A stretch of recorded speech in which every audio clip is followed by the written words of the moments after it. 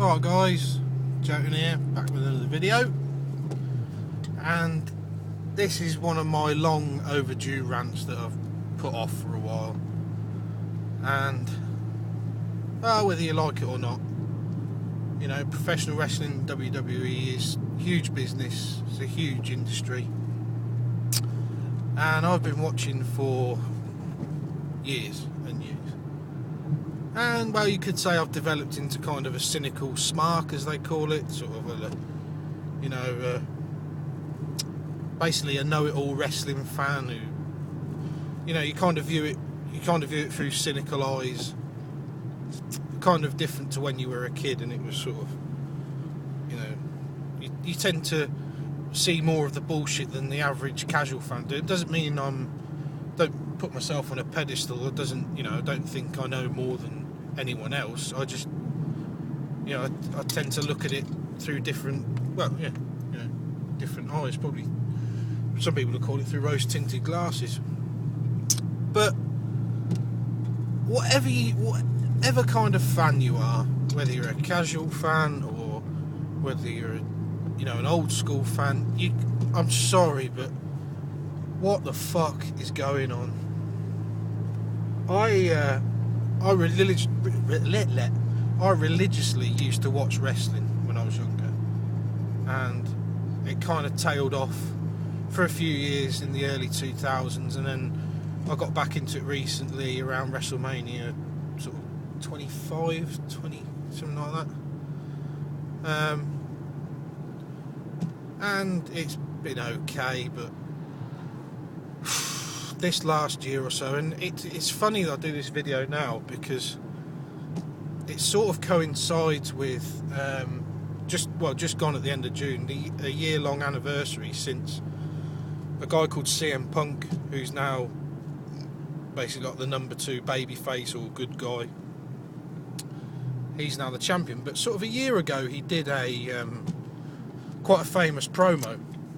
Well, it's gone down as being a famous promo, and it's basically what they call a shoot promo, or, you know, one that's sort of off the cuff, where it's not as scripted as normal promos would be. And he's talking on the mic, and he's talking about Vince McMahon, who's the owner of the WWE. He's talking about his, you know, the family, and basically he was talking about things that internet or the sort of more cynical fans. He was basically calling out all the bullshit, and it sort of sent a ripple, and it created a lot of interest, and it led into the Money in the Bank pay-per-view where he faced Cena, and he was sort of, was he going to leave? Was CM Punk going to leave with the belt? His contract was ending, and it was all sort of a work. It was all of a storyline, but it created some interest, and you were kind of thinking, well, is there some sort of change? And then this, you know, Cena then went on to face Kane, and you were sort of hoping that maybe Cena was going to turn heel or was going to turn bad guy, as what commonly known it as. But none of this transpired. They sort of tease it, but then ultimately, because it's so much about money, and it's, you know, they don't dare. There's no risk taken anymore with the booking, the way they structure the storylines of the matches, and it's sort of come to a head now.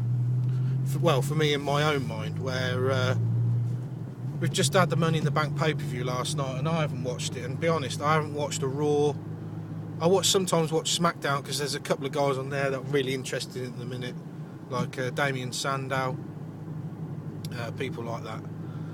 And they're the Money in the Bank pay-per-view, and I've seen the results, and you could basically call the results before. There's no surprises, if you like. But I just want to highlight one thing in particular, because it involves CM Punk again, who, like I said, about a year ago or so, just a bit more than a year, had done this, what people call an amazing promo. And I thought the promo was good, but it was only amazing to most people, because it was sort of sent against the backdrop of a very mediocre product at that point in time. So this sort of came like a, you know, lightning in a bottle sort of thing, bolt out of the blue. But you look at Punk now, and he's just He's just... they're just taking all the edge off. Terrible booking. The guy doesn't draw money. He's been champion for, I think, best part of a year. I'm not sure of the exact dates, but he's probably been the champion best part of a year now. And the booking's just fucking awful. And the reason I'm so pissed off at the minute, and why, I mean, it's one thing for me to miss the odd Raw here and there, you know, forget to record it or just don't feel like watching it. But it's another thing if I don't watch a pay-per-view, and I had no interest in this pay-per-view at all.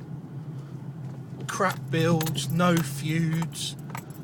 For one thing, tag team.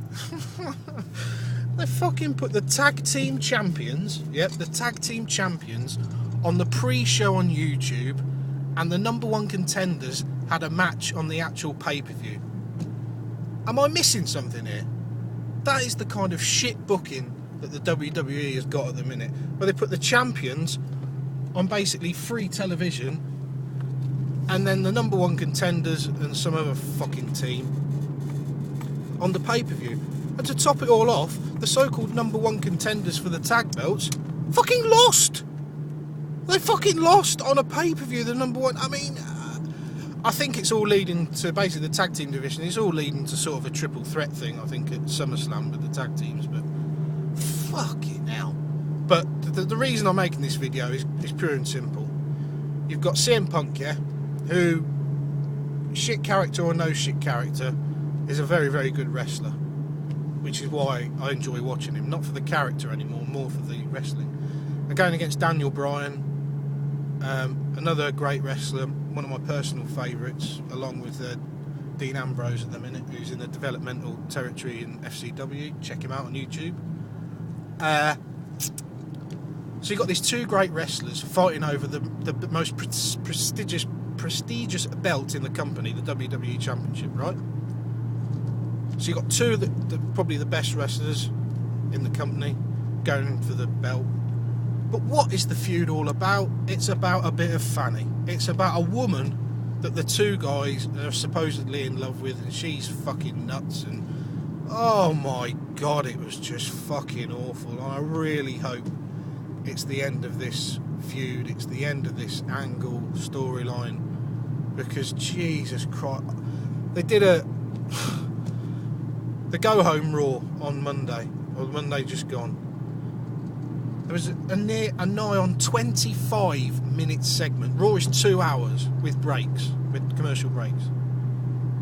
They had a 25-minute segment dedicated where these three were just in the ring chatting absolute bollocks.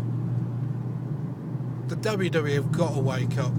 They're catering to casual fans. They don't care about the other kind of fans like me, who want to see really good storylines, plus the good wrestling, you know, really long built feuds like they used to do. They don't care anymore. And you can understand it from one point with the business, you know, sell more merch, whatever. But fucking hell, it really is. To quote, and I've sent out a tweet earlier, and to quote the late great Owen Hart, as I end this little rant now, to quote the late great Owen Hart, enough is enough. It's time for a change. Alright guys, I'll see you on the next one. Joking out.